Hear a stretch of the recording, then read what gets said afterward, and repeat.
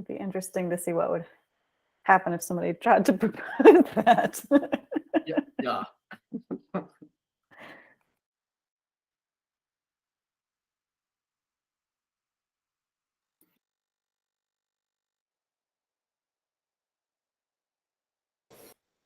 So we are live, but we are going to wait until the public input telephone number connects to the meeting before we get started. So, but we are broadcasting, but we'll just give it a minute.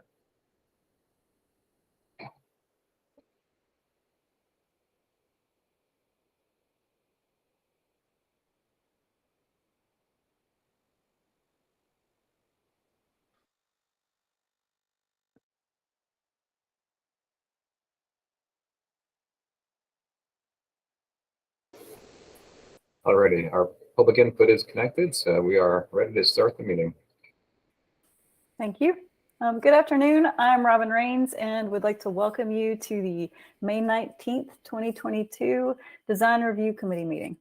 This is a 9-person committee whose primary function is to review projects located in one of the city's 3 designated design review areas: downtown, the riverfront, and the new hotel overlay zoning district. This is a mandatory review and a voluntary compliance process, with one exception for hotels seeking to skip council review. Hotels taking advantage of this incentive must receive a positive recommendation from the committee. All committee members and staff are participating virtually. We appreciate your patience. We are streaming live on our virtual engagement hub, which is accessible through the virtual engagement hub link on the front page of the city website and also linked on the committee page. You can also watch the meeting by the city's YouTube channel. We also have an option for the public to listen live by phone by calling number 855-925-2801 and entering code 9410. When we get to the public comment section, you may dial this same number and press *3. For those of you with us today, welcome. I will now go through and introduce all the committee members who are participating virtually.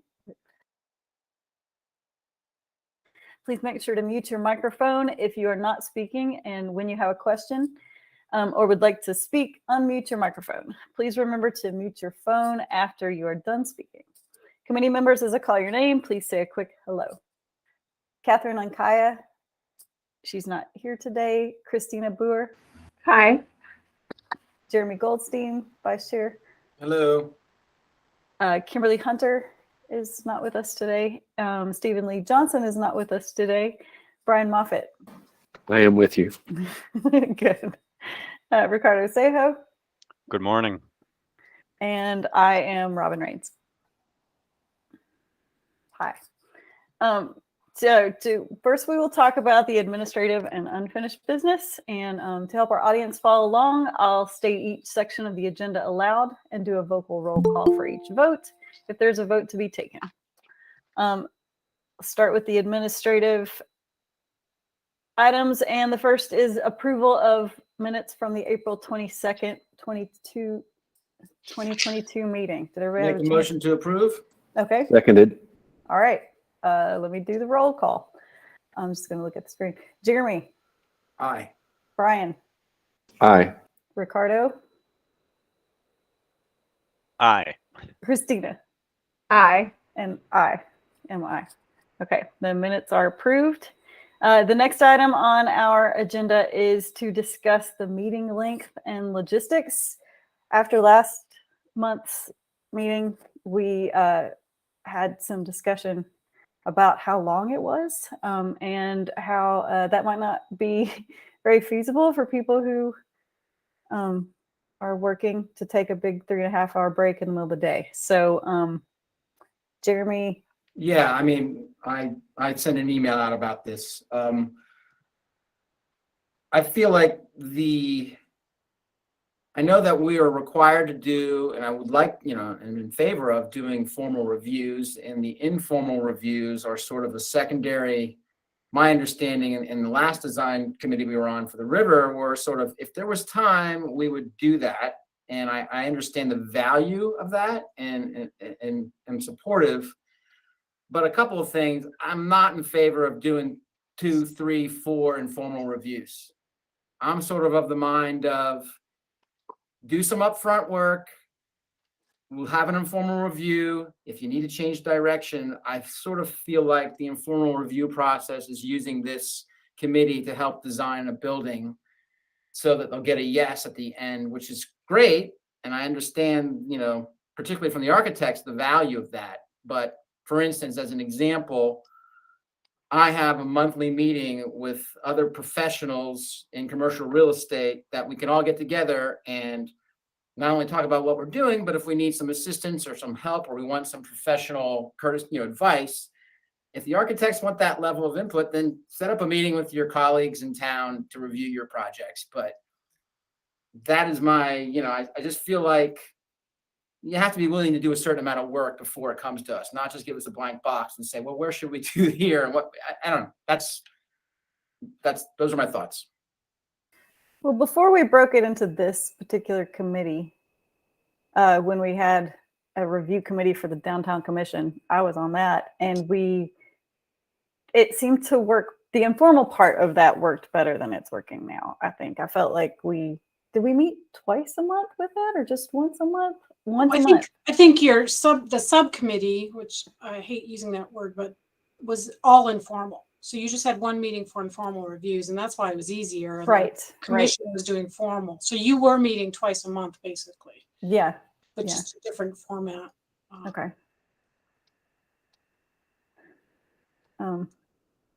I think my question for you all would be just maybe, is there a time for your whole meeting that you want to say, we are not going to go past this time unless people are willing to, I think that would be helpful for staff and for applicants to know at 2:00, like after an hour and a half, people are free to leave, and it may not keep going, or it could be a hard stop.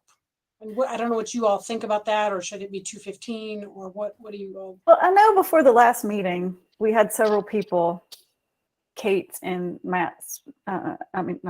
Stephen Lee, sent an email wanting to have an informal review of just the committee members before. And we talked about that. And I don't know if that would save time, but there were problems with that. So there's frustration from people who aren't here too that I wanted to bring up. I don't think they feel like they're going as in depth or getting a chance to review the project. I feel like that.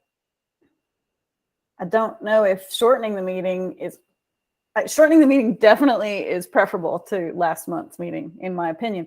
But I also don't want to shortchange people feeling like they are reviewing the projects and saying what they think and getting the information that they need out.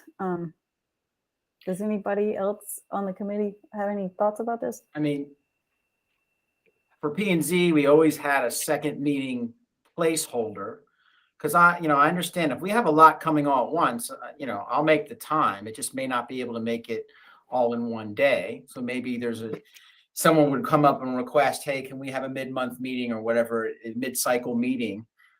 I'm more than happy to do that. My issue is I just don't want this informal review to sort of become the predominant. We're not even, it's sort of a courtesy review. The formal review could be a more in-depth, longer, and I get why people don't want to get too far along and then find out they've gone in the wrong direction and there's a lot of money and time and effort, I would generally say the 2:00 is our stop, but and then it's a courtesy if you want to stay on afterwards. And like Jeremy said, I don't know that we need to have a hard and fast rule. You get 2 informal reviews and it's over. But just know that we're going to get snarkier and more upset if you keep coming back to us, and I'm going to stop filtering. And then to Robin's point, I think it would somewhat be profitable, but I don't know how to do it with open meetings. I would really like to have a chance to meet with you all and kind of like figure some projects out even before, because it's really difficult for me sometimes to put my thoughts together on the fly as I go. And a lot of times I want to hear what everybody thinks before I respond. And then we would have a more of a a little bit more of a directed meeting if we could do that, but I don't know if that's possible. But that's so Sasha and Will, what we're talking about is like, if it was possible for us to have kind of a pre-meeting that you could attend if you wanted to, and we could all kind of go, oh, did you see this? Is that how you understood it? It's almost more like I'm trying to read the drawings and figure out what in the world's going on, kind of meeting, and then we can respond in the context of the actual project. Anyway, those are my thoughts. Right. And Robin did email Will about this, and I think just so everybody knows and has the same information, and once you have a called meeting where a majority could show up, that's where it's a public meeting, and there's even more finer points than that. But we think that maybe by September we'll be back in person.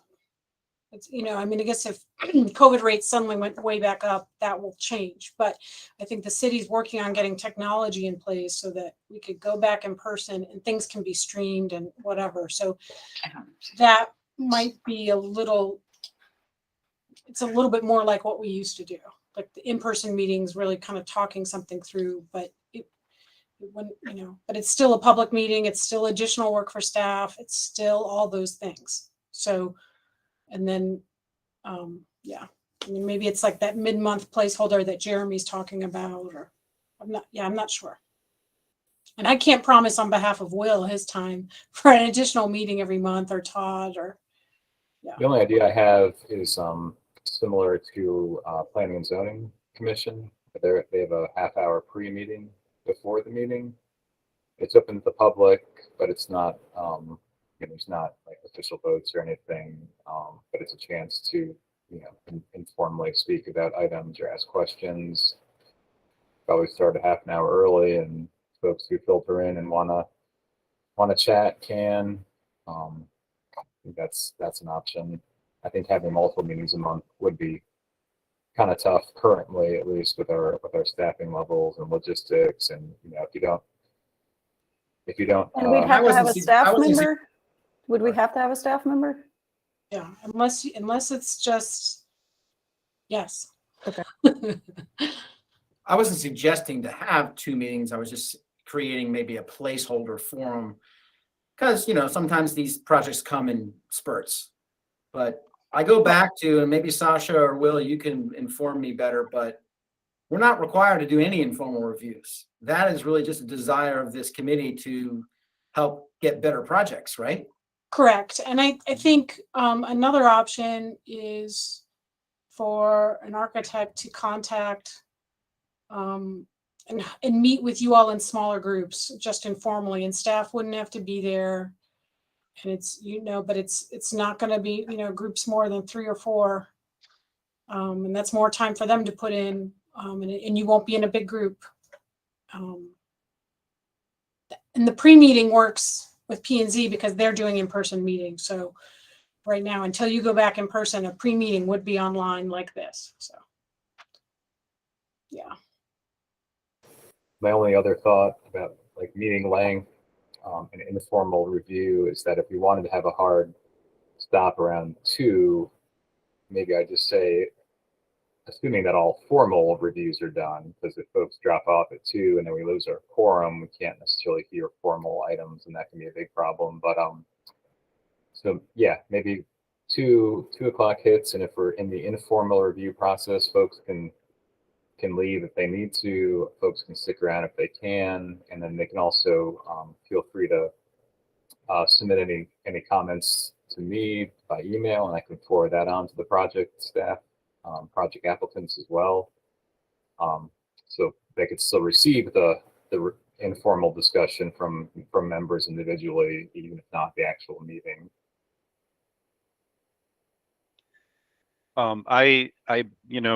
Brian's point is great. I was actually thinking about that in preparation for this meeting, because I figured, it's weird that we just sort of jump in and then start talking about this stuff without, having had a chance to digest it together, which I think is very helpful. I mean, when when I've done crits at universities, I always end up being the last one to talk because I just sit there, I digest what the student has just said, and and then I'll digest what other jurors will say, and then I can put my thoughts together. So I absolutely understand what Brian is saying. One thing as we move forward, should we start keeping some sort of track of statistics of like how long does each discussion take? If there's a way to, I don't know, start to get a sense for, okay, an informal meeting for a project of X, Y, or Z scale typically takes 15, 20 minutes. And then, as we gather more data down the road, maybe we can start to structure the agendas a little bit better. We have some of that information on the action or the meeting minutes, the action minutes. For these virtual meetings, we have like the timestamps. So like last meeting, the Redwood Commons project started at 5:27 into the meeting and ended at 48 minutes. So that was 43 minutes. And Artful Way started at 56 and ended at 1:24. So that was half an hour. So we have some of that stuff in there. I think we spent about half an hour on 226 Hilliard Informal, and also another, according to these notes, we spent an hour reviewing the 72 Broadway project informally. So we have some of that information already out there, and we can analyze it a little bit more. I see Jeremy. When I saw your face there, Jeremy, because that was the second or third, right? Third, I think. Yeah. And plus there are limitations. Like I was thinking about what you had said about, well, maybe all informal reviews get 15 minutes, 5 minutes to present, and then we toss it around, go back, do your thing. But how do you do that? Like you said, depends on the scope, scale, what the project is. That won't work. Yeah. I also think that there's a hole in our guidelines, and until we address that, we're going to get projects that have no, there's a million ways to approach it, right? And our comments can vary from, meeting to meeting. And I think without any foundation, it seems really difficult to direct developers or architects in general. So then the meetings can get sprawling because of that, which I know takes more time. But I think if we had more, I don't know, developed guidelines, it might help the process somewhat. I don't think they've been reviewed in a while. It's on our list. That's also something that will take up time from committee members and going forward at some point Right. when we get more into that. So we want to be able to save time for those important discussions too. So yeah, I'm hearing two things. One is the meeting length and the informal reviews, and the other is the chance to speak informally about projects, which is tough with public open meeting rules. And obviously folks can speak one-on-one, but any more than a couple folks talking about, business before the committee gets kind of dicey. We want to stay away from any potential trip hazards in that regard. Would folks want to hop in around 12 o'clock and we could speak informally for half an hour just before the meeting? Is that enough time? Would that accomplish something? That won't accomplish shortening the meetings, but it will accomplish the discussion about the projects. So we could do that, and then in tandem, we could do a time check at 2 o'clock. I end up doing today because we'll probably I'll still be here too, and I'm happy to jump in and say it's 2 o'clock. If we're in informal review, folks can feel free to leave or stay and provide comments afterwards. Do we want to do that as well? That sounds good to me. Okay. Do we need to? We don't vote on this, right? We just talk about it. And just, Yeah. just as a note, like if you do that informal section first, I think it's fine, just how Will laid it out, but it will be a meeting. I mean, it will be the meeting start time. It'll just be informal review and that we don't need a quorum. I think we can do that. So we would have informal review, and then later in the agenda, we would have informal review. Well, that the formal reviews start at 12:30 no matter what, like, I guess is what we're saying. You could call it a pre. I would just planning- call it a pre-meeting. Yeah, just like planning and we- zoning Okay. calls it a It's our pre-meeting. pre-meeting, go over our agenda. Anybody have any concerns or? we- Yes, we'll- okay, perfect, you know. perfect. But it'll be the start time for, Yeah, I'll change the online invite to say 12 to, I think I have it at 3 o'clock ending currently, just so we don't run out of time, but I'll change it from 12 to 3. Folks can hop in at 12, formal review, introductions, meeting minute approval, that all starts at 12:30. And then we'll do a time check around 2 o'clock. And give folks the opportunity to graciously leave and submit their comments later, or stick around and slog through it all. So I think we can try that, see how it goes. That way we don't have to sit there and not talk to each other.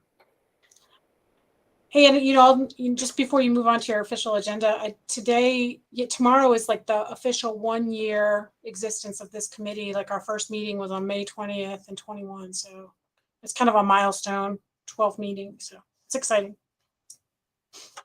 Do we get Happy cupcakes? birthday, everybody.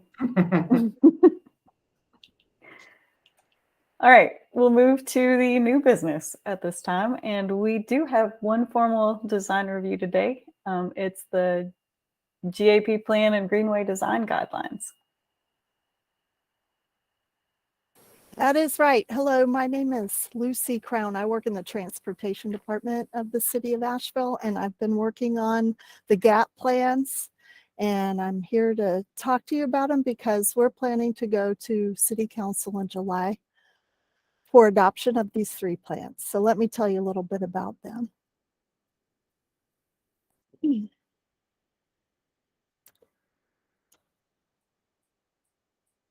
Here we go.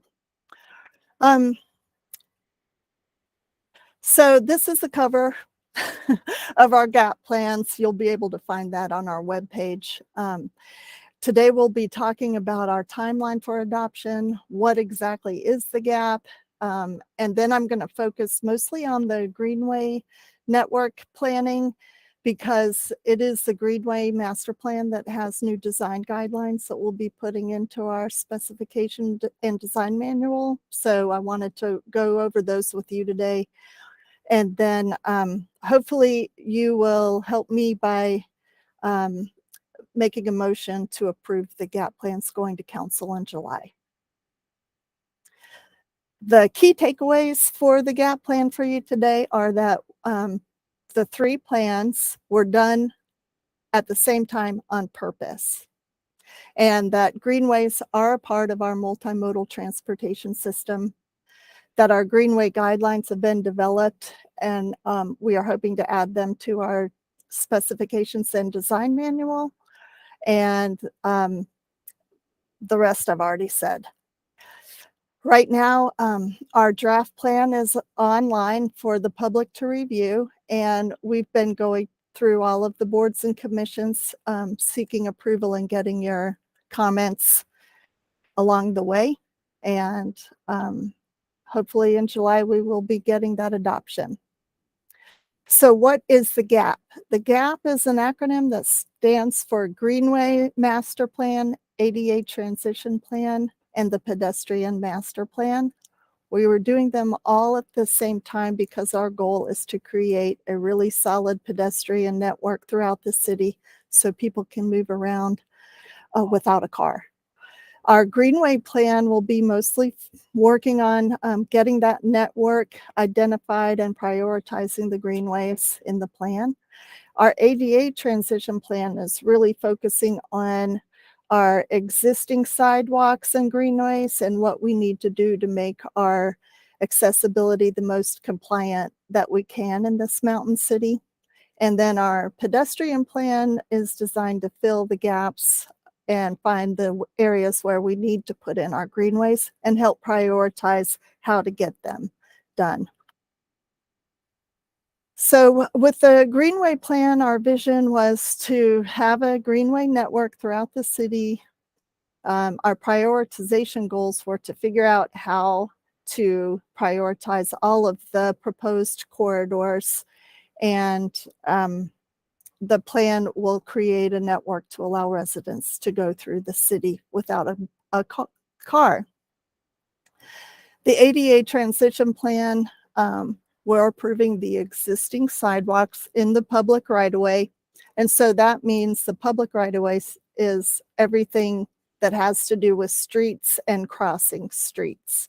We're not talking about facilities or anything like that. It's just the road network with the sidewalks and the greenways attached to them.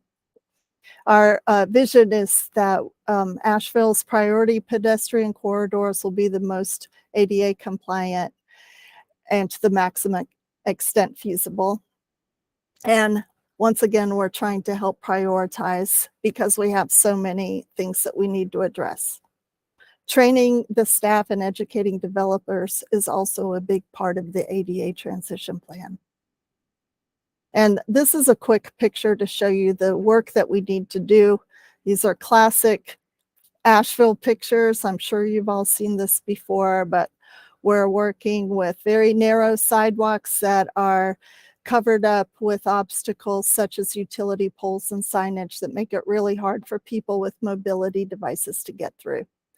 Neighborhoods are classically under-maintained. We have what we call oatmeal cookie sidewalks in a lot of our neighborhoods, if we're lucky enough to have sidewalks in that neighborhood at all. And then we also have a lot of areas in town that do have walking facilities, but because they were not built adequately by today's standards, people with mobility issues cannot use them and are forced out onto the roadway to get around. Our pedestrian plan will be looking at the new facilities. It's no big surprise that we do not have sidewalks everywhere. Even in downtown, we have gaps we need to fill.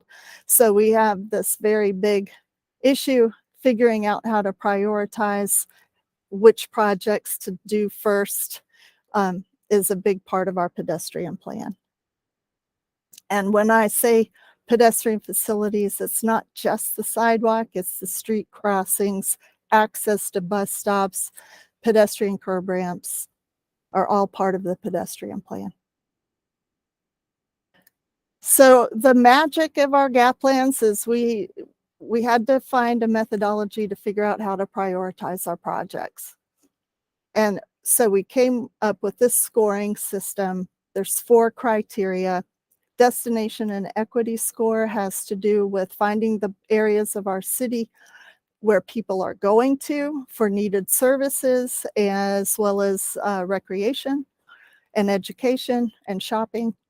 The equity score shows where people of lesser means, either historically BIPOC communities or lower income poverty level percentage rates, people who are 65 or older, percentage of people who do not have cars at their household, and percentage of people whose English is their second language was all created for the equity score. Those 2 things combined created one of our scoring mechanisms. The other was a safety score, where we were looking at the actual roadways themselves, considering the number of lanes they have, the number of cars that use them in any given day, the speed that they're built for and the speed that's posted for them all impact the ways that people are able to walk around them. So a road like Murdoch Avenue in North Asheville has sidewalks and a median in the middle of the road to slow cars down. They've got great crosswalks, et cetera, et cetera. They would get a low safety score. Or Patton Avenue with 6 to 8 lanes built to drive on at 65 miles an hour with a posted speed of 45 is one of our most dangerous streets, and it has a maximum score of 7 for the safety score. The connectivity score is slightly different than destination. It is looking at the streets in every part of the city, so not just downtown, but in neighborhoods as well. And what would it take to make that street a street that you could walk on safely? And then the fourth score in the scoring mechanism is public input. We had 3 stages of public surveys and 3 online meetings through our public process, and received a lot of input from our public, and we were able to use those comments in our scoring system. Do you have any questions so far about the overall GAP plan? Okay, so now I'll just go into the Greenway network and talk to you a little bit more about that. The first step was we looked at our Greenway master plan. It had 24 corridors proposed in the plan that was adopted in 2018. And not all of them were feasible, to be honest with you, to actually go out and build a 8, 10, 12-foot wide asphalt path was just not feasible in some of the corridors that were proposed in the master plan. So we took a look at the constructability factors, applied it to the existing master plan, and just a couple were taken out, and we didn't take them out without a good answer. We've got other answers to work with, but as far as a paved greenway, they just weren't going to work out. But this constructability factor is always going to be an important part of helping us prioritize our greenways. And now we have a tool that can easily assimilate any kind of physical obstacles that would help us determine how feasible the project might be. And then we also applied that scoring mechanism that I just told you as well to help us figure out where our gaps are in our network. And we found out that in order to really get a greenway network throughout the city and to be able to get into people's neighborhoods and out into wherever they're going, we needed to change the styles of greenways that we have. So we came up with 4 types of greenways, and they are here: the spine greenway, the arterial greenway, the neighborhood greenways, and natural surface trails. Our spine greenways would be reserved for where we anticipate the most people going. It will be the highest level of service for greenways, or our highways of greenways. A great example of that is the Wilma Dykeman Greenway that just opened last year. It's flat. It's got an area where people want to go and see the river, but it's also a great place for people to commute from their neighborhoods to get to work and such. So spine greenways are our biggest, and then they get smaller and smaller. And it looks something like this. I think this graphic sums it up way better than words. So we've got our big fat spines and our slightly smaller arterial greenways that will get you into our neighborhoods. And then we want to see some natural surface trails that will complement the hard surface infrastructure. And for the first time, we have design guidelines. Super excited about that. We have them for our greenway spine and our arterial spine. This is a map that shows where our spines are going to be, and this is a cut page from our design guidelines. Our spines, we hope to be at least 14 feet wide. We want our spines to have lighting and as much of the park-like amenities that we're used to on our bigger greenways. Here's a list of our spine corridors. There won't be a quiz, and this map, I think, can show you really a lot faster than the list can. Our arterial greenways will be slightly more narrow. Right now, they're usually built to 8 to 10 feet wide. We'd like to see them wider, 12 feet wide. We are going to encourage lighting on our arterial greenways. The next arterial greenway that we'll be building is the Nasty Branch Greenway in the Southside neighborhood, and that will be lit. This is a map of our arterial greenways and a list of them.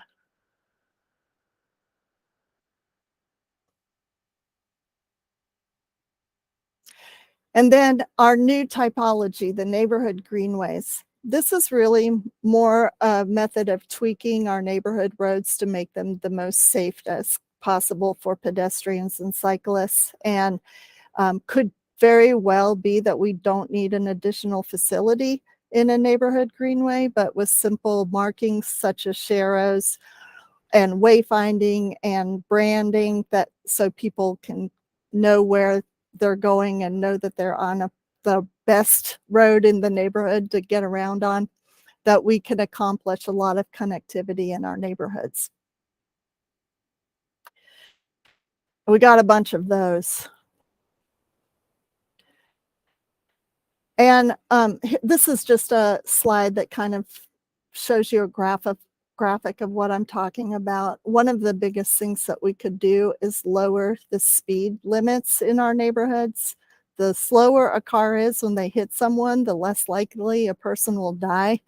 And as rugged as that might sound, that might be the best that we can plan for with the current state legislature. But even with just some safer crosswalks, more traffic calming, like these medians and diverters, and proper signage for people who are on their bikes and walking to get around, we can create a much safer environment for everybody. The neighborhood greenways, we are not doing design plans for, but we will need to do a lot of work in order to implement any kind of neighborhood greenways. Each one of them will need to be treated separately because our road types in Asheville are so very different. So each one will have to have its own plan. Of all of these pictures, this is the one I like to talk about the most. This is a type of facility we don't use in Asheville yet. It's called an advisory shoulder. And in this case, it's just a restriping project, but instead of striping the middle of the street, you stripe with a dotted line the shoulder of the road, so that when there's low traffic streets like this one, cars would basically drive down the middle of the road when there's no other car coming in the opposite direction, leaving room on the side for people to walk and ride their bike. And if there is a chance where the cars are coming in opposite directions, they just need to go slower and pause and let one of the cars go around, and everybody works a little bit together. So we had a ton of neighborhood greenways on our plan, but because this is so new, we found these, 8 pilot projects. We basically chose one on each side of town, and then some greenway connectors around the downtown area. And then finally, with all of those proposed corridors, we had to come up with a top 10 list of priorities, and we went through a pretty detailed methodology to get there. But we came up with these top 10 Greenway priorities. The number 1 priority is the Swannanoa Greenway, which happens to be 7.5 miles long. We're about to build the first mile of that with transportation bond funds this year, or in 2023. But this one is the one that is the toughest one to implement because it's so long and because it's following a road that's on very close to a river, and a very flood-prone road at that it's been particularly complicated, and we've got to work on it. I don't think it will be the first one done out of all of these, and that's a good point to make, that our prioritization doesn't mean that we're necessarily working in that numerical order of getting them done, but we'll be able to keep our eyes open for opportunities to pick up any ones that are on the top 10 list. And then the natural surface trail idea, for the last year, the city's been working with some partners. Asheville on Bikes, Pisgah Sorba, and Connect Buncombe are the leaders of a group of nonprofits and advocacy groups that would really like to also see natural surface trails throughout town of the city of Asheville. And we met at the very beginning, started identifying areas throughout town that could be very logical places to put greenway or natural surface trails. We have two approaches that we would like to take with the natural surface trails. One is taking a look at large properties that are public or semi-public. By that I mean like the college campuses also have a lot of room to consider, and they've also been at the planning table here. To do what we're calling hubs, where people would ride their bikes or walk to do hiking in a place that has a lot of trails. And the other part of that would be a neighborhood natural surface connector where you can get through subdivisions or some older neighborhoods that have zero sidewalks right now. This could be an approach to take, even if it's just an intermediate step while we're waiting for sidewalks to get out there. So we have come up with 5 different hub projects that we want to look at. This one is Mountainside Park, but we're also looking at the property where the French Broad River West Greenway is being built just south of New Belgium, and the area behind Aston Park and Asheville Middle School, where the Bacote Branch Greenway might be built one day. But we hired a professional trail builder to help us find where the best places for the trails would go and what types of trails should be there, and have come up with the concept maps. And we've been looking really closely at what our partnerships would look like as well. And right now we're at the very beginning of our public engagement for these ideas, and are meeting first and foremost with the neighborhoods that would be directly impacted by these hub projects. And then we will have public engagement later this spring or early summer. So now we're at the part where we're finding the ways that the gap ties in with the riverfront redevelopment. And of course, the first place that we will go is the Wilma-Dykeman Riverway Plan, which speaks very strongly about the greenways along the river and how they should be developed in order to work with economic development and environmental beauty and etc. And what I love about these two slides, honestly, is the comparison of the concept and our reality. When you really look at it, it's very similar, and I'm pretty happy with that. But the trails that parallel the riverway and the river should respond to their landscapes and settings and anticipated usage. I think we've achieved that with the Wilma, and we're hoping to continue this along our other spine greenways. So at this time, I would like to take a look at the design guidelines. Let's see, I had them open all the way. It's fairly short.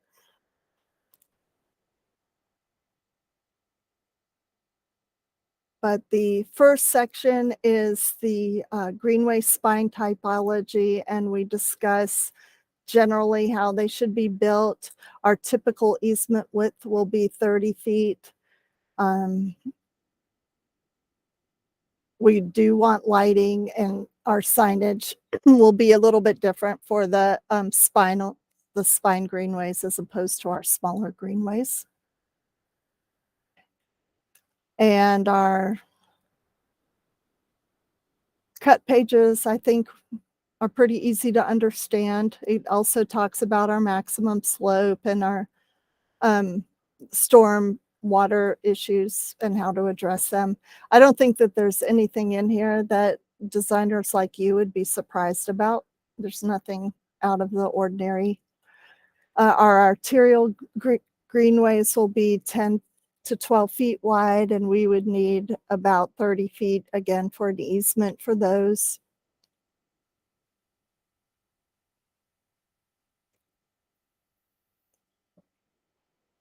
And then our neighborhood greenways are just talking about the overall concepts, because they are so different.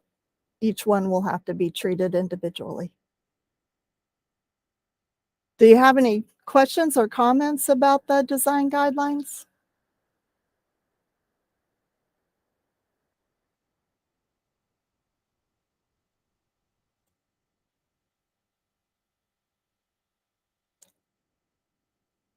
Okay, well, unless there's any discussion, then I'm going to just move straight into the suggested motion, which is really long. Would you like me to read it out loud? Ricardo has raised Ricardo. a hand. Hi, Lucy. Thank you for that. I had a couple of questions, or a couple of comments, really. One of them is, one is about the name, which I thought was interesting, that you guys are using the ADA transition plan as opposed to accessibility, Mm. to just expand, beyond ADA. But I guess that ship has sailed. Hopefully in the design guidelines, you're thinking beyond ADA. I had a couple of questions. Number one, how does the funding for this work? How does the funding for implementation work? Yeah. Yeah, that's the big elephant in the room. Nobody really knows.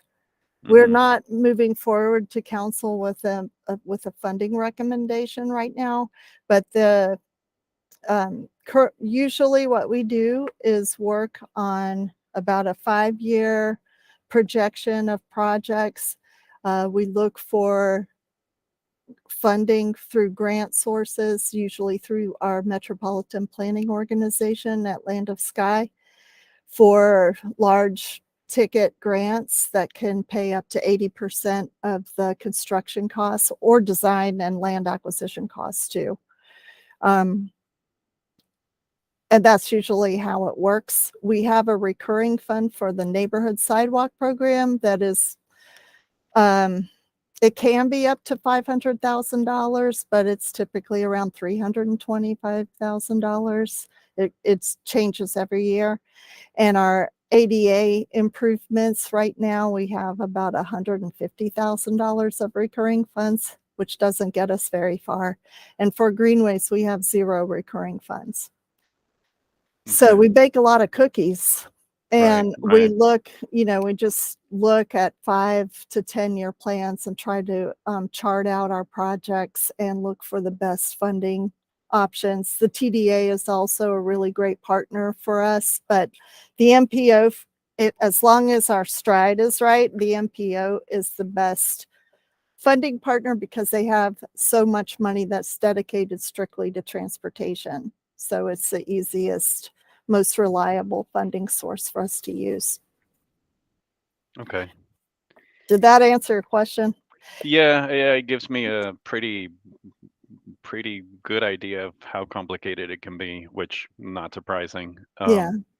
And then I had a question on the neighborhood greenways. Mhm. I noticed that at least in the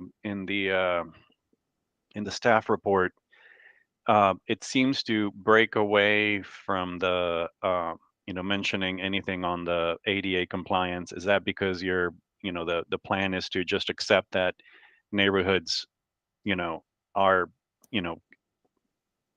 they just have to deal with different things. They have different limitations. For example, in my neighborhood, I know that we have this problem where if we wanted to make this place accessible, we'd have to install elevators. Oh, yeah. Right. That's the tricky part about living in the mountains, right? Mhm. We can only be as accessible as is feasible. And there are, the ADA transition plan is really more of a technical plan in that way, that ties us to accountability for recurring funding. And so we haven't come to the amount of money that will be dedicated to ADA improvements yet, but it is going to be something that needs to be addressed in the ADA transition before it goes to council in July. So we're currently working on that, taking into account the amount of money that we already are doing just through capital projects and resurfacing. What improvements we're making as we go is the calculations we're working on right now. But if a city is sued and has to go to the Department of Justice for clarification of what they're doing to work on their ADA transitions, and they're found to be negligent on their work, then they typically get fined quite a bit of money. I think that the town of Seattle, Portland, Oregon, was fined something like $3.5 million for 35 years to fix their stuff. They're a bigger city than us, but something like that would really be very painful. And those kind of judgments are intended to be a little strict to teach you a lesson. So our ADA transition plan is being created in order for us to address those that promise of accessibility and improving our accessibility through the city. As far as going into neighborhoods, yeah, a lot of our neighborhood greenways, since it will be just improvements of the existing street network, would also address accessibility at the intersections and making sure that they are brought up to compliance while we do neighborhood greenways. But the natural surface trails are slightly different, but there are standards for trail building that maximize accessibility with the grade and the slope and all of that. And it's not pavement, but you can make it a sturdy surface so that people with strollers and wheelchairs and walkers can use it. Okay, thank you. Does anybody else have any questions or comments? Christina. Hey, Lucy. I was just curious, is there a requirement for the emergency call buttons that you often see on greenways? And do you have any in this plan? There is no requirement for emergency phone or call buttons, and I find that they're not effective. They're typically broken pretty fast and they're hard to keep maintained. And now with everyone having their own cell phones, it's typically a better approach to not have them at all, so people don't expect them to be there to use. Sure. Okay, thanks. On the Wilma Dykeman, we do have call phones at the parking lots, and I do think that that's a good approach. But as far as having them out on greenways, they prove to be too difficult and typically broken when people think they need them the most. Okay.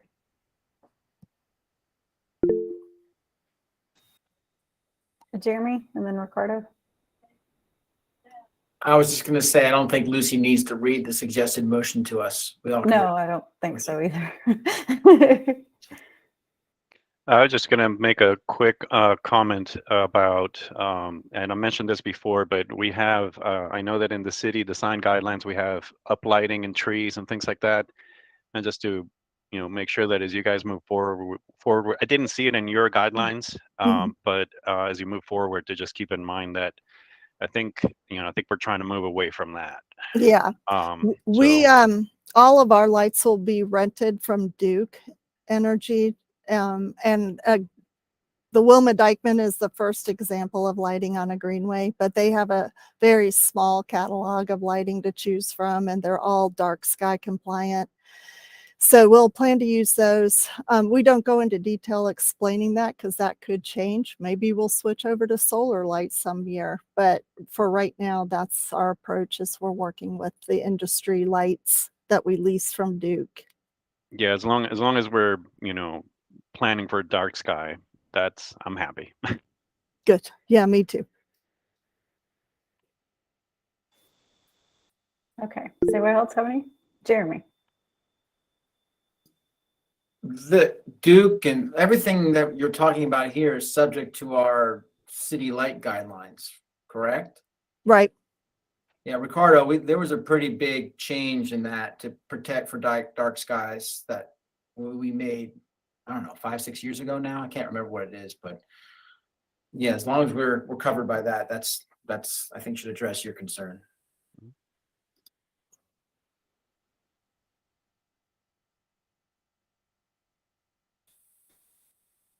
Okay.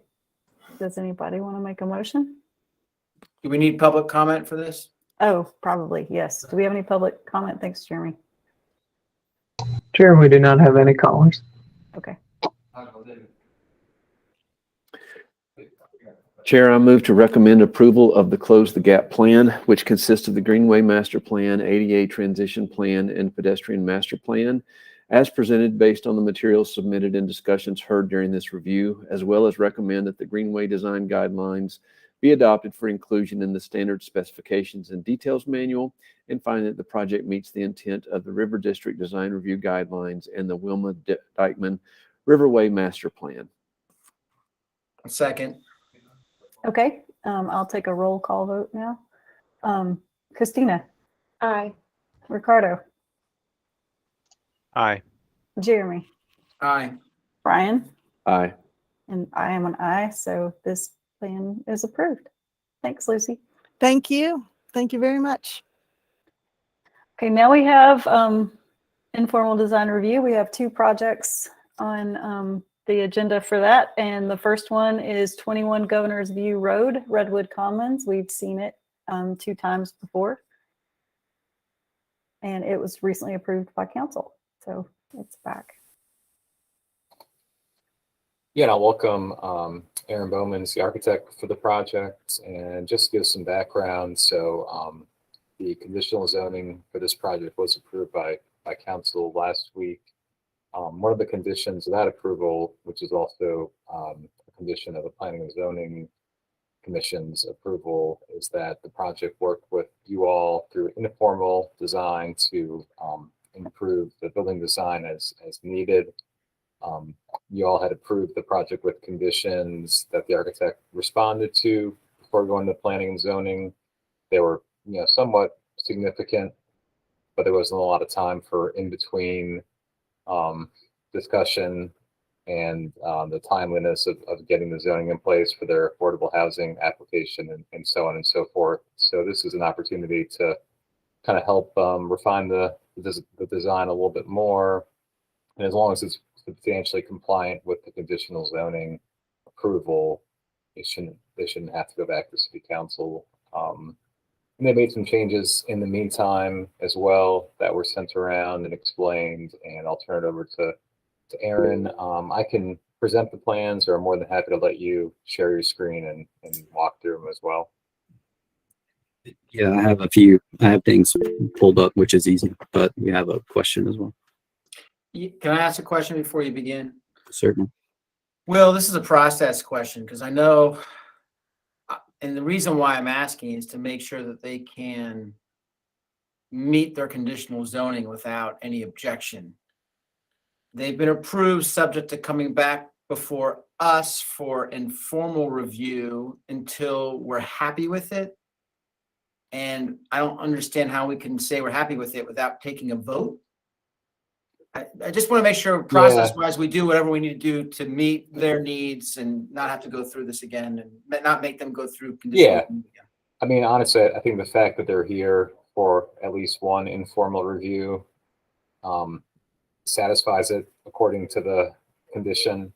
I think they're obviously more than happy to work with you all and make improvements as their budget allows for. But I think really just the intent, the technical requirements of that condition would be met since they're here today. So anything after this is gravy. So I don't know. It answers your question. So officially, that will satisfy it. And then whatever discussions happen is to improve it. And Jeremy, I would also say that anything that we do is really helping staff interpret whether or not they've met the conditions.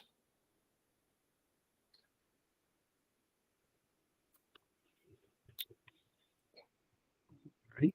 So it looks like I have the ability to share my screen. Yep. Okay. Let's see. All right. So I'm at this point, I can only see my screen. I can't see you, but can everyone hear me okay? And can you see the drawing that's on the screen? Yes, Yes. thanks, Aaron. Okay. As Will said, and I'm sure y'all remember, as we've been here before, pursuing conditional zoning. So we sort of made it through that process, and at the Planning Commission meeting, there was discussion about the fact that there were requested design changes and studies that were made at the Design Review Committee meeting, and we weren't sure if that was something that we needed to do before it went to Planning Commission. So in an effort to show that we were willing to study these, we went ahead and sort of worked through some of those, but this committee had not had the opportunity to revisit that. So that was a major concern at the Planning Commission. So we expressed that we were more than happy to come back and talk through them. But I appreciate Jeremy's comment that at a certain point we do sort of want to have an understanding of where this process is trying to go and kind of what the end point is of it. So what I'm going to try to do here is focus on where we were the last time we were together and sort of walk up to where we are at the moment, specifically.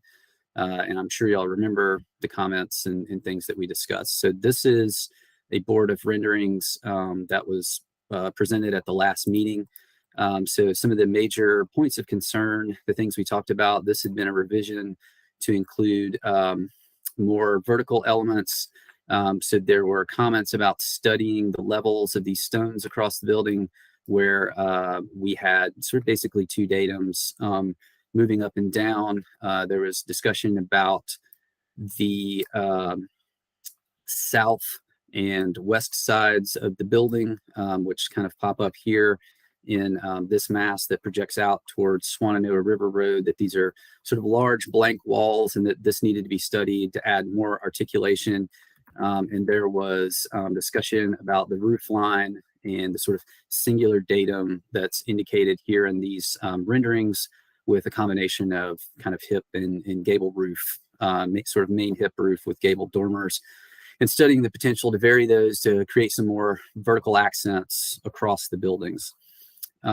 So, in the interim to Planning Commission, as we were working through those comments and continuing to talk to multiple local contractors, trying to understand, as we implement these changes, this was a design study that was what was shown at the council meeting, Planning Commission meeting, I should say, where we did look at varying this vertical height. There were a lot of concerns about essentially the roof in a sloping roof and the impact of those dormers, the constructability of that detail expressed by a lot of our contractors. And so we were considering a move to a flat roof. So this was a study that we did as part of a sort of cost exercise with one of the people that we were talking with. So part of what's also brought forward here is variation in the masonry heights, starting to look at articulation of the walls, as we've talked about. And I don't really want to dwell on this, just to sort of acknowledge that this was an interim step. And I understand that most of you, I think, at least had an opportunity to revisit this. So this is the current set of where that stands. And so as we're finalizing the application, as well as working through the zoning process, there are a few things that have changed. So the sloping roof is back here, along with the dormers at a uniform height that is a product, again, of just our conversations with our contractors that we've been talking about. We've also entertained a suggestion to change from the manufactured stone to a brick masonry veneer. So this would be modular brick.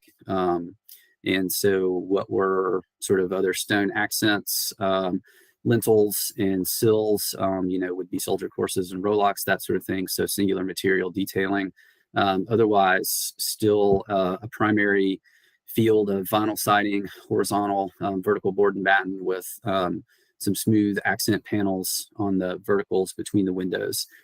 This does include the sort of varied heights continue to the masonry, as well as the plan articulation. And so I'm hoping this won't crash my laptop, but I've got the model open because I feel like these renderings tend to maybe not convey as good as just sort of spinning this around might do. But here you can see the front elevation of the building. And again, I'm going to try to just do this relatively quickly, particularly in light of the earlier discussion about not sort of dragging this out too much. And you can see the world kind of stops at the edge of our site. But, we're here at the front, where you can see, particularly these sides where we've worked to get that articulation in plan, as well as vertically within the masonry, to get a better accent across the building.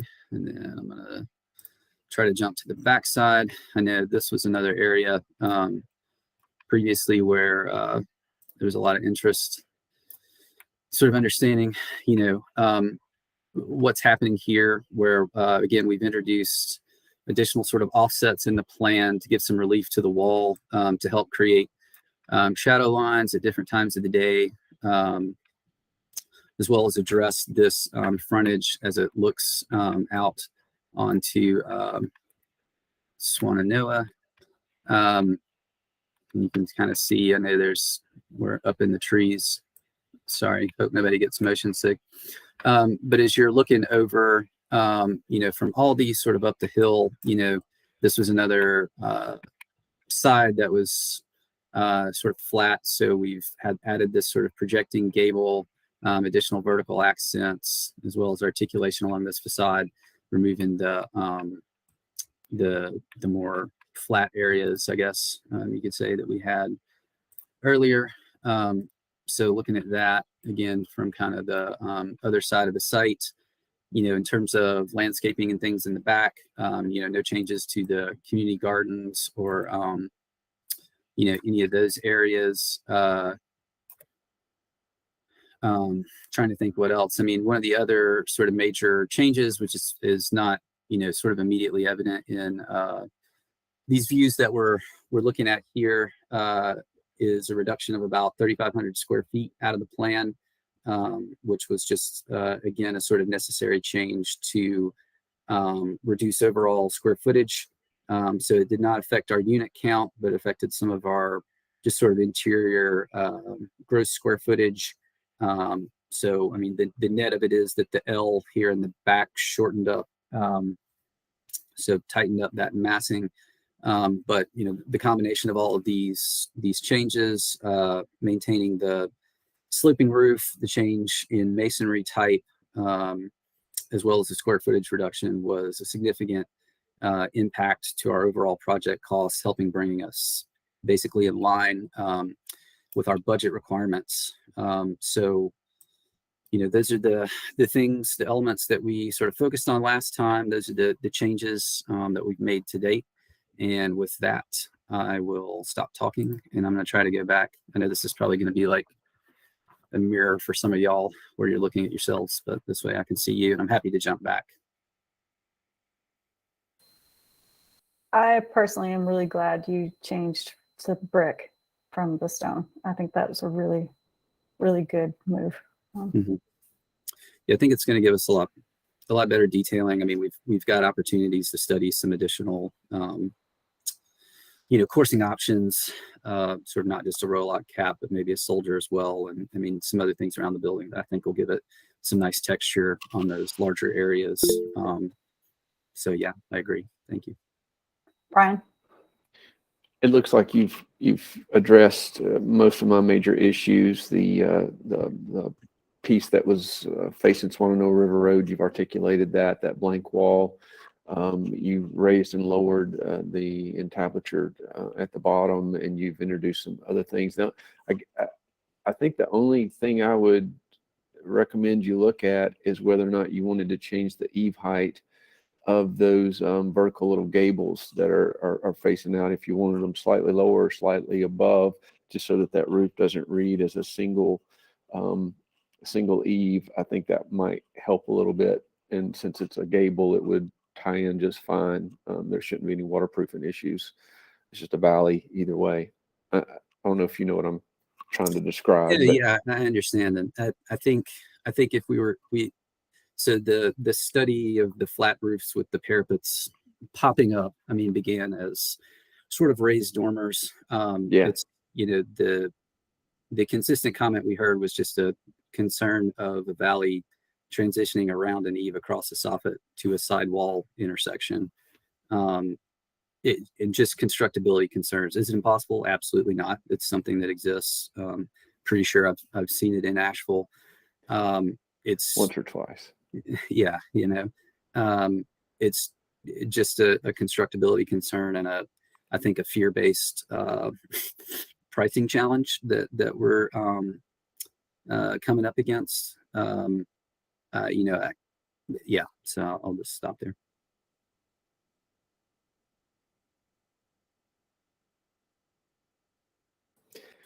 I don't remember there being much, if any, conditions when we talked about this on the site plan. Do you guys remember?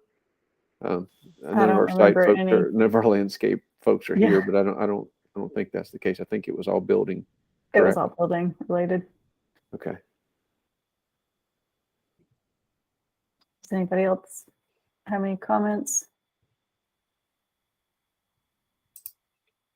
I believe this meets the intent of the conditions that we laid on the applicant.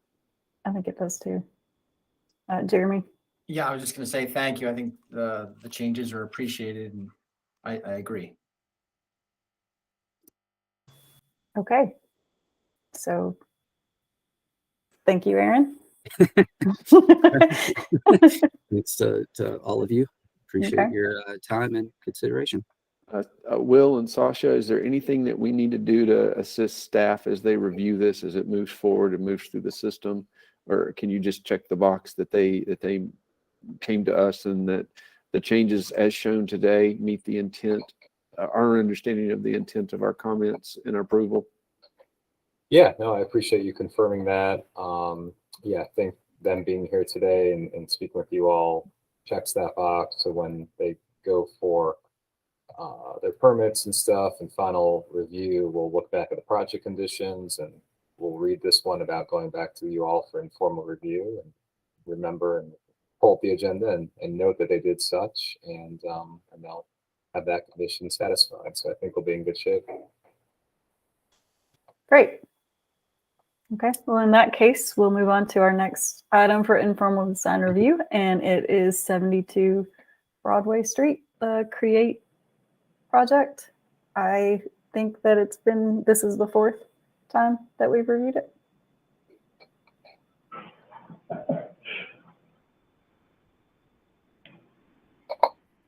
And so welcome, Eric, and is that Peter? Can't remember everyone's faces and names. Okay. Now, do you all want to share your screen and drive? I have the plans you submitted I can refer to, whatever is better for you all. Well, if you could do that for the group, that'd be great. Sure.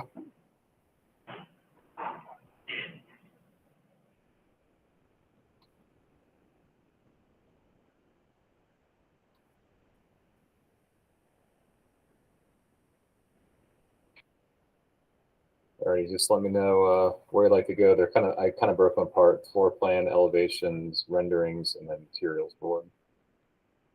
Well, why don't you start with the four elevations that have the red text on them? Okay. Yeah, just start with the one that's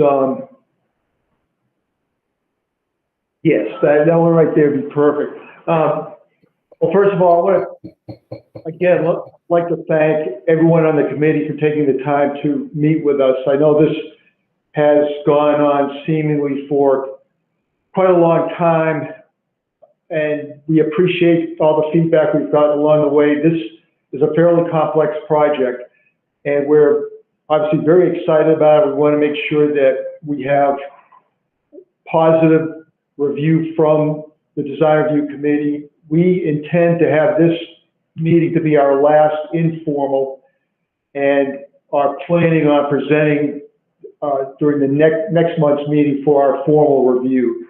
At that time, we will have more actual material samples, our renderings, and the integration of any other comments that may come out of this meeting.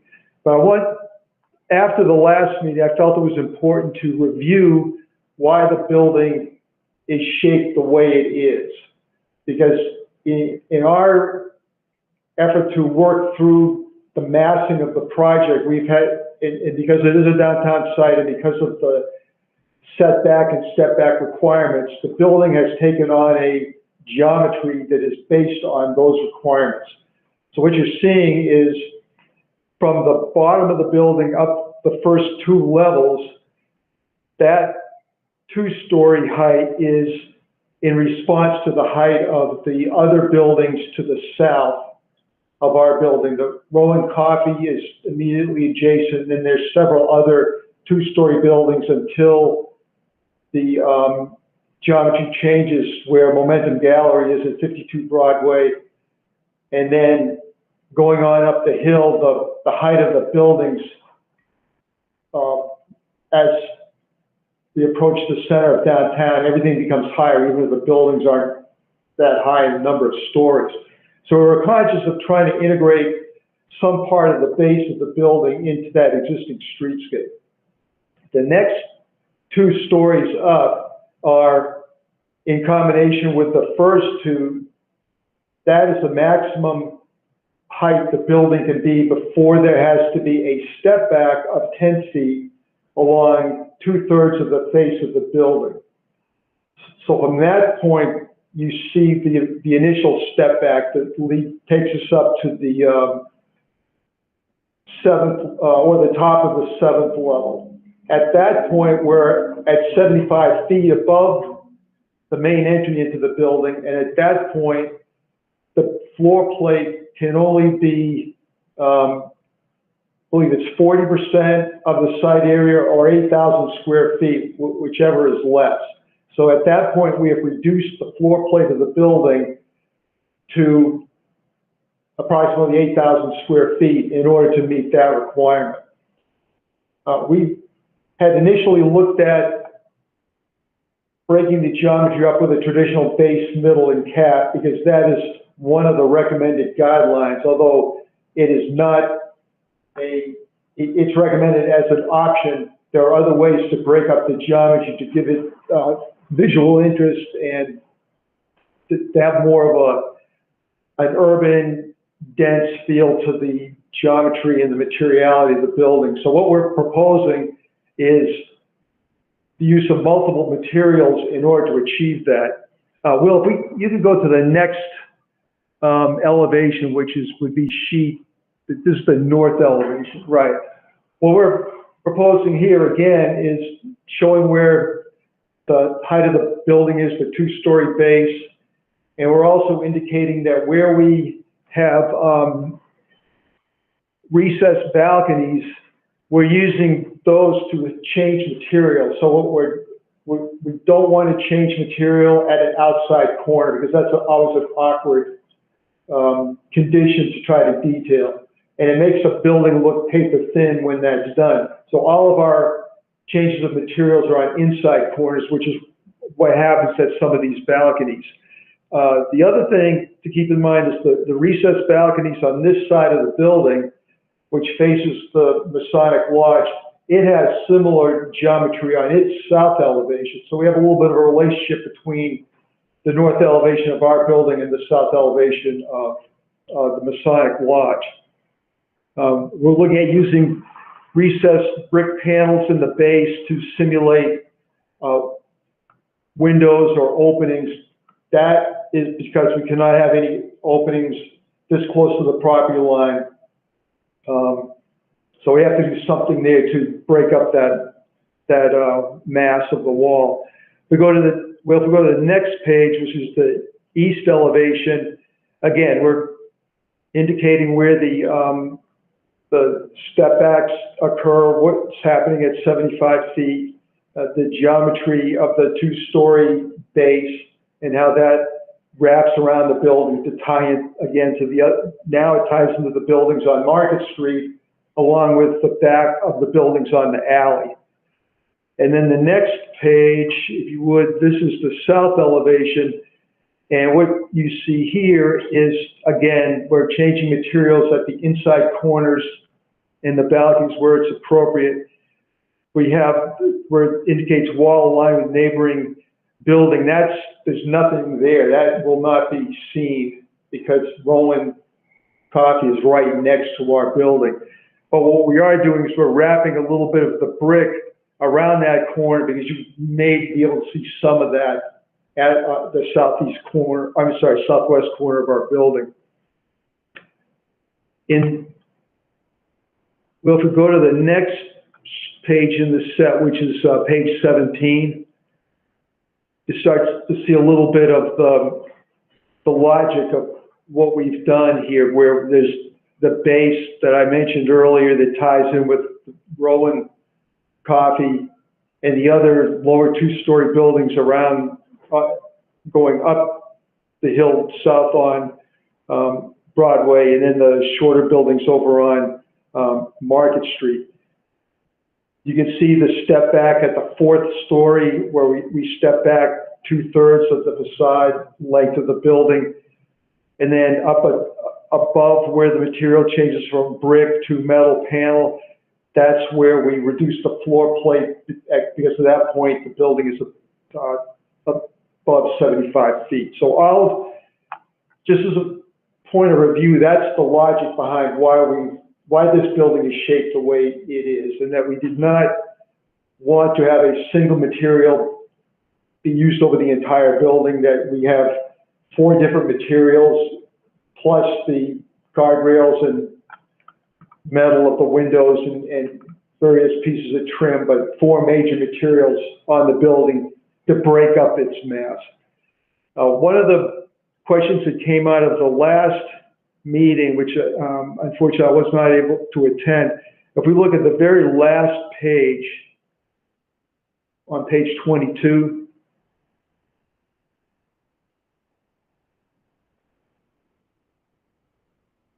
yes, we've begun to pay a little bit more attention to the detailing at the street level and to talk about an opportunity for some type of public art on the building. This is the sidewalk.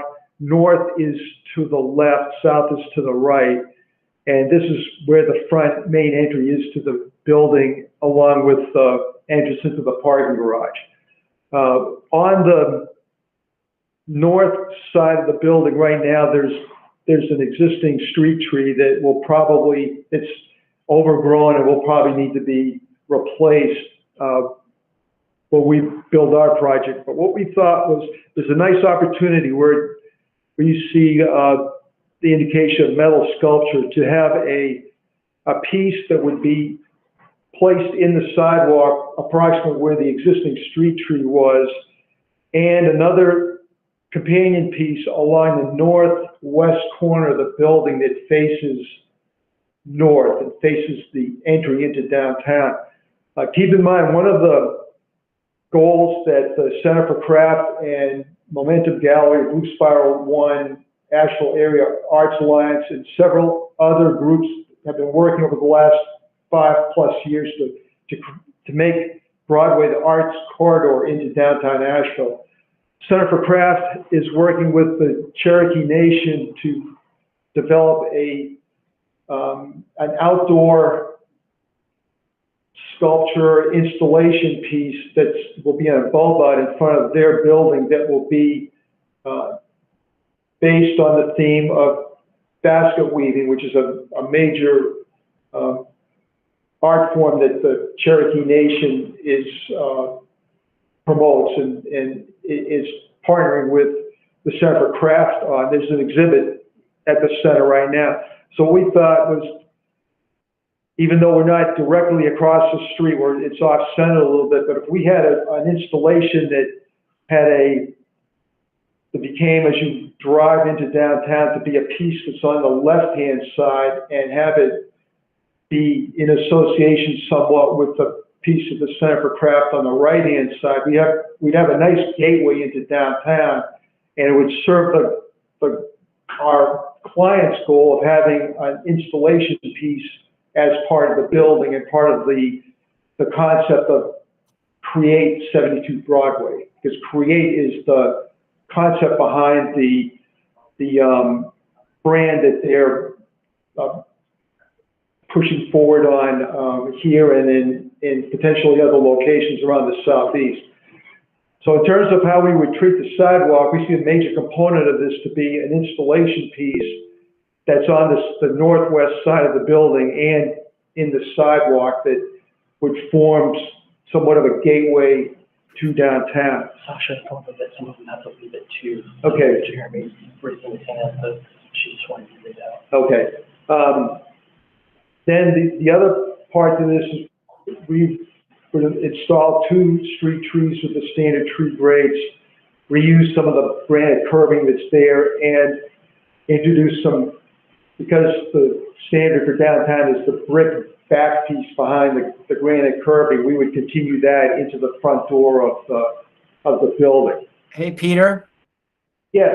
I apologize for interrupting, but I'm going to have to jump, and I wanted to be able to ask just a couple of quick. Sure. Yeah. Go ahead, Jeremy. Maybe to get the benefit of some of my, someone had mentioned we're designers. We're not all designers here, so most of them are, but not me. Remind me again what the square footage of this building is? It's I don't know. It's 90,000 or so, kind of the parking. This is to be a level 2? Yes, it is. All right. So you're trying to be a level 2, build by right. And again, I mean, no disrespect, because I love some of the things that you've done. This is my least favorite building I've ever seen you do. And I don't know if it's because if it's just because of the site or because you're trying to squeeze out as much as you can within that square footage. I would love to hear some more feedback about just the aesthetics of this building. I just find it to be pretty, again, I love some of the things you've done. It's my least favorite of yours. Just going to throw that out there. Okay. All right. The other, well, Jeremy, thanks. I know you have to run. The other board I'd like to share, we go back to the one just prior to that has the materials. Yes, we're using, and again, we'll have actual materials here in the meeting that we can look at on camera, but we're using 2 different types of brick, limestone, patterned stucco for the ethos finish, metal panels that will be a sort of slate gray color, clear anodized aluminum for all the glass framing, and sort of a gray low-E glass for the windows. Did you add another material since the last meeting? Did we what? Did you add another material since the last meeting? Yes, we do. We're looking at 2 different types of brick, plus there's ethos around the backside. There will be a limestone color. The metal panels, there will be actually 2 different colors of metal panels. One that's, well, the darker one, which will be focused on the center element. And then the lighter colored metal panels will be where the other metal panels are identified. And then there'll be the low-E glass, which is typical of, that we would, it has to have low-E and a solar heat gain coefficient to meet code. And then clear anodized aluminum for the window frames. And as far as the detailing at the front entry with the step back brick elements and all the rustication, that's all still there. We didn't change any of that. But that's part of the effort to make the street level experience have a little bit more detail to it. You did change my favorite part. I think the strongest part of this building, from my perspective, is that center piece that was all brick, and now it's not. And I don't know why you did that. I don't personally think that's a good move, because I think that center piece could be the piece that nods to the traditional architecture around this building. And I don't agree with this ephes. I don't think the shape of this building has been the problem that this committee has had. I think it's just the material changes, and the adding of a fourth material puzzles me a little bit, because I think there's a lot of, it's busy in my opinion. And I like that centerpiece. I liked it all as brick. My question was, why is the piece to the right brick, that 3-story that steps back? I think that having that front facade and that centerpiece all brick was very strong. And I think that it muddies the water a little bit when it seems arbitrary that the step back piece is brick also. And I really don't think the top 2 stories should change in that bricks. But that's my opinion on it. Okay. Brian? I concur. Peter, the thing I can't get my head around in this one, and maybe too, I need some views looking up at it instead of keeping looking down on it, which is a way I will probably never see. Unlike Jeremy, I don't go high as often. I'm usually down at street level. But there's like a Tetris Jenga thing going on with this, where it's got all these like zigzag pieces that are just coming down together, and I don't understand why. Like, it doesn't read as elements. This one shows it a little bit, like you've got this, like Robin said, you've got the brick, and then it switches, but it switches differently. And then suddenly I've got the white, but the blue comes over partly, and then there's a gray piece, and I don't know why it keeps switching. It's not like a single element is consistent. They just switch, and it shows even more on the other side. There's I'm looking at the northwest perspective. Yeah, that one. Like, see that piece? It starts out as one, and then it kind of lips over the other little brick piece, and then suddenly it changes, but the top's that one, and then there's another white. I don't know. So there's like a lot of stuff going on, but I can't, in my own head, I can't figure out like why it changed when it did, and why didn't that little 2-story brick piece? I'm saying 2-story. You know what I'm talking about? It's the one sitting on top of the base. Why it didn't go back to that? Why it didn't go back? Another unit basically to that next one. Why did it stop there? It just seems like there's some arbitrary starts and stops to this thing that aren't quite gelling for me yet. Like, I like the brick piece. I did like that brick that went all the way up. I thought that was your most special piece. But some of the changes that you're making, like, I don't really mind the massing. The fenestration makes sense to me, generally speaking. I like a lot of the moves you've made. The entry looks right to me now. I like that piece. I think the base is working. It's just like some of these, when you change materials, is not making sense to me right now. And I'll leave it there. Okay. Fair enough.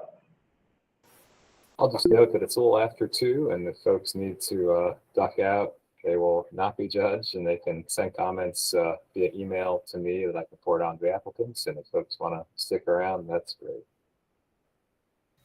great. Thank you, Will. Ricardo? Yeah, for those of you who have to leave, thank you again for taking the time to meet with us today. Hi, Peter. First of all, I just want to say that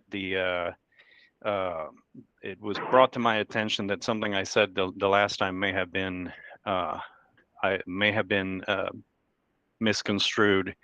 When I said I didn't see the work, I didn't. What I meant to say was I didn't see the work from the previous iteration. I mean, obviously, you guys have done a ton of work on this. It's not a simple building, but when you submit, when getting the second, third submission, what I do is I do a side by side. I do an overlay. I look at what's changed. And so when I said that, I meant that I didn't see a lot of change from the previous submission. And I can say that again. What we talked about the last time, the biggest point that we had made, which is to Brian's point, really, is that this building, this design needed rules. And rather than clarify the rules, what I'm seeing now is an additional material, which furthers muddies whatever rules are being applied. You talked about the way that the material, how the materials change at the inside corners and things like that. And when I look at specific materials and specific points in your building, that makes sense. I see that. What doesn't make sense is the overall. When I look at the entire design, like Brian said, I think I said something to the same effect last time, that to me it reminds me of Tetris, and it reminds me of Tetris when you're running out of time and you're just trying to fit things quickly. So it's not a clean fit, is what I'm trying to say. And for example, I'll just point out. I agree with Robin. I think that cutting off that brick vertical element on the front, I think that's a mistake. It doesn't. And looking at it in the axon, it really makes no sense. When I look at the elevation, it looks a little bit better, but it looks better because on the elevation, it actually reads as two different buildings, one behind the other. But that's not what you have. You have one building, right? So I don't understand that change. I don't understand the change in the windows. I understand, you're using that window elsewhere. So in that sense, it makes sense, but it doesn't, there's no relationship between that new top piece and the bottom piece. You've got 3 Chicago style windows down below, and then suddenly you go to these 4 more square windows, and there's just there's no relationship between the larger parts of the building. And that's where our comment about rules, that's what we were trying to get at. In this view that we're looking at right here, if you took that that ephes part, I think you should you should limit yourself to 3 materials, honestly, because I don't think you need 4. This building has plenty of potential and plenty of opportunities to articulate these things. The massing is not the problem, not at all. But so in that case, you see that piece, for example, and then it's just this sort of square sitting on top of the larger white, mass, panel, whatever. Why isn't that, that expressed, the vertical line taken down? So on the right, it's where the balcony starts, and so that makes sense. But then on the left, it just gets blurred out. So once you hit that balcony at the top, and then the white continues underneath, that line isn't expressed in any way. And at the very least, I don't know, something, if you can take that whole thing and bump it out, just a little bit, a foot, 6 inches, 8 inches, or take the wall behind it and push it back. So my feeling is that this was designed and planned, and then the plan is working really, really well. And then the elevation, and then you're making the elevations sort of work, but you're not allowing a push and pull. in plan and in section or in elevation. There's no reaction of one to the other. You're just doing what, like the best you can without pushing and pulling on the plan. And again, it doesn't have to be a big push and pull. It can be just, you can bump the wall out, just fur it out a little bit. And then that gives you just enough of a line to express things like that and tie things together. But to me, the best elevation on this building by far is the rear. It's the one that looks the most composed, honestly. And I think it looks good. I mean, I actually think it looks good, but it's the one that makes the most sense because it's the one that seems to have the clearest rules, if that makes sense. Yeah, that's fair. I agree. I think that's, Ricardo, I understand everything you're saying. I think and Brian and Robin, I think,